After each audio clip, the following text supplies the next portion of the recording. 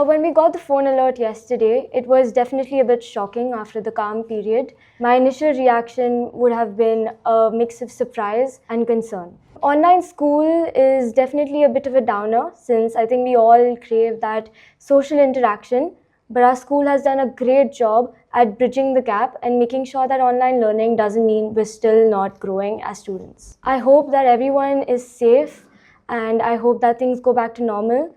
But mostly I hope that students and everyone alike can thrive and learn and grow in whatever situation we have. After a month of peace and calmness, the alert naturally caught my attention.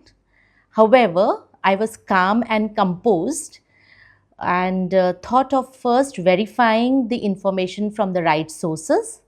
And then my next thought was to check on the well-being and the safety of my team members as a supervisor of JSS Private School. So when remote learning came into picture, we exactly knew what to do. However, the human connect which is involved in face-to-face learning and the holistic development of a child is definitely missed partially during remote learning.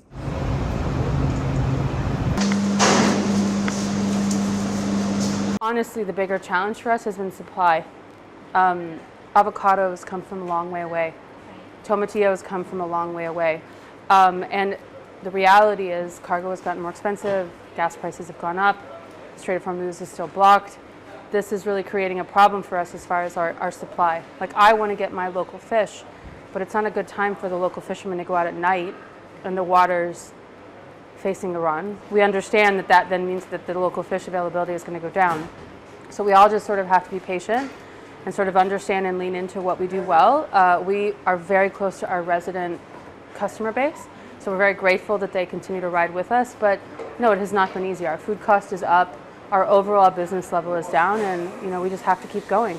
We trimmed down our payroll, and we've also had to do a little bit of a reduction for now.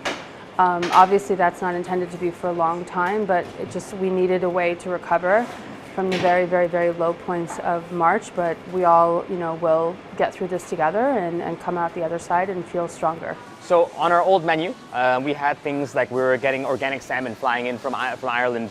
We were getting specific Japanese seafood. We were getting scallops from Norway. These sort of things were very difficult to come because they are not only difficult to source already, but they're time sensitive. So facing these constraints where they would have to find alternate routes and all these sort of things, it made it very difficult. And their only option was then to fly air freight, which would increase our costs by about 30–35%. I think what's going to happen is we're going to have this slow growth. People will come back because it's still Dubai. I'm still super confident that Dubai is the city, it is the best city in the world, and eventually we will reach that point where it's back. It's just going to take a bit of time. So you can't look at the past, you just have to say, we're going to have to make changes. Sometimes those are going to be difficult changes, decisions I would never want to make, but they are going to have to be made if you are going to succeed. There's a lot of loyalty in this town, there's a lot of people who love supporting local, and we love that support, but rents, salaries, all of these things have to be paid. So it is the big pivot that does need to take place. Accepted outside of the